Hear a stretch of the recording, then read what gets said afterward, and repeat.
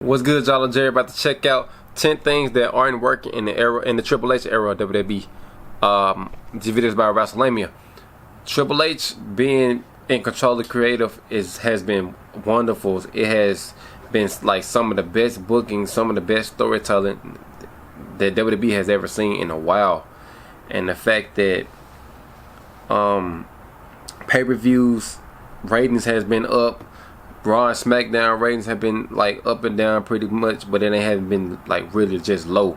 Ain't been under 1 million views every week. Million views every week. Merchandise sales been going up, but the fact that it's certain stuff that fans are pretty much getting tired of. But I don't think it's Triple H's fault. I think it's Vince's fault, because Vince is still in control of creative. He has like the final say so of what goes on TV. So I don't think we shouldn't blame Triple H, but it's pretty much Vince's decision. It's still Vince's company. So let's hop into this video. Since Triple H was appointed as head of WWE Creative in the summer of 2022, the landscape of WWE has drastically altered. From returning wrestlers making an impact to the game's focus in restoring prestige to the mid-card titles, the majority of Triple H's creative direction has been praised by fans. Yep. However, there are some things in the Triple H era of WWE that fans have been critical towards. These are things that fans are continuously pushing for the game to fix, and hopefully over the next few months, when is Roman gonna lose his title? The WWE champion implements plans to rectify some of the major issues that fans have with the current product. Join us now as WrestleMania looks at 10 things that aren't. I love Roman. He's my favorite guy, but I feel like he should have dropped the title to Cody at WrestleMania. I still stand by the decision. I still stand by that statement. He should have dropped the title to Cody. The titles to Cody at WrestleMania. Number 10. Number 10, formulaic end to shows. What? One of the most common complaints fans have in relation to Raw and SmackDown is that every week the two respective shows seem to end in a very similar way. Triple H enjoys a mass brawl to end the show, and whilst these types of endings are highly entertaining, booking them frequently make them lose their wow factor. It's almost as if Triple H struggles to know how to end an episode of Raw, and he believes that if the show doesn't go off the air with some type of chaos, fans won't be back next week. The same can be said for most premium live events, particularly those headlined by Roman Reigns.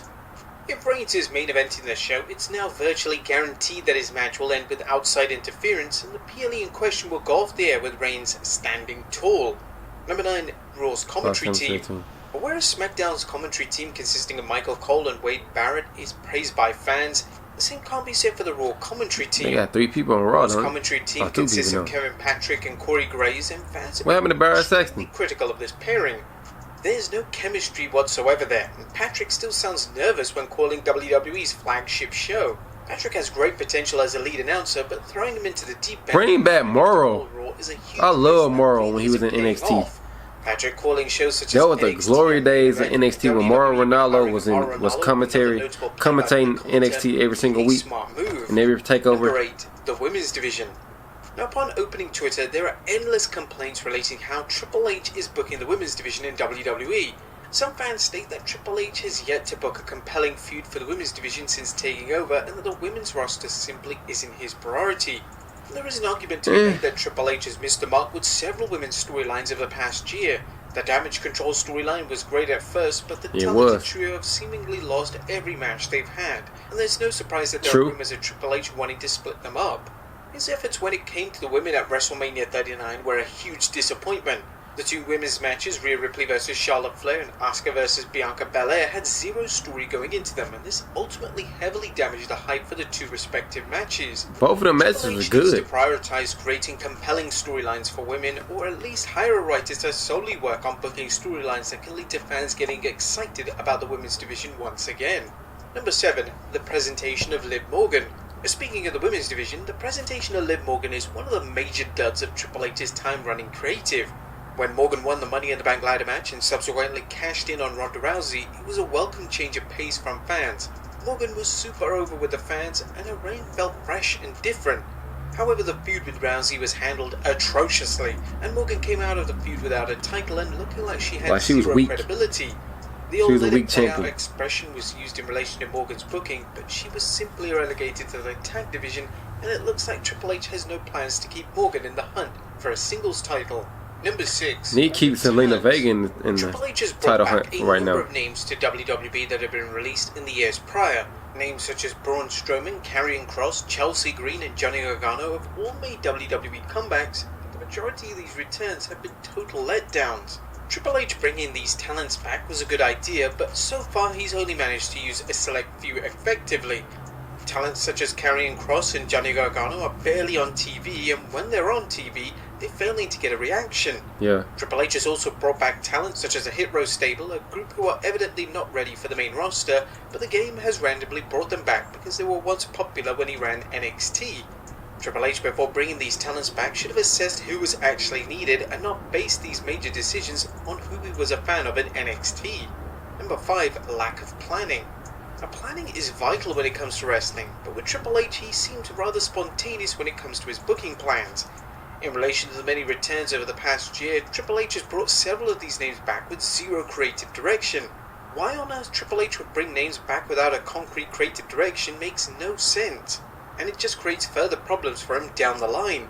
There is also a major lack of planning when it comes to major feuds and title reigns. Yeah. There are several rumors surrounding who will face Roman Reigns next, but these plans should already be locked in. Triple H should be looking to plan way in advance so these storylines can develop to the highest level possible. Number 4. The return of Bray Wyatt. When Wyatt returned, That failed miserably. I don't know if it's Bray hurt or what happened. Released from WWE in 2021, and this was Came back at Extreme Rules last year.